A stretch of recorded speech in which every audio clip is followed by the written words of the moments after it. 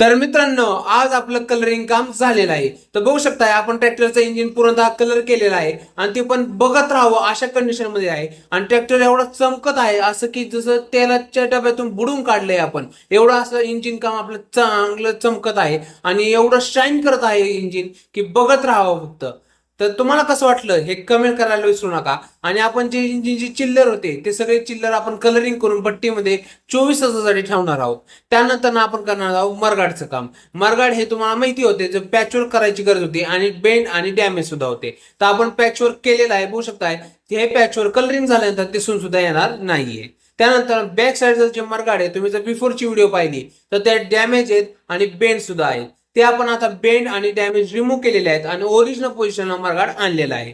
तर हे काम आमचं तुम्हाला कसं वाटलं हे कमेंट करून सांगा. व्हिडिओ आवडला असेल तर एक लाईक करा, तुमच्या शेतकरी बांधवांना ही व्हिडिओ शेअर करा आणि पार्ट 5 साठी फॉलो करायला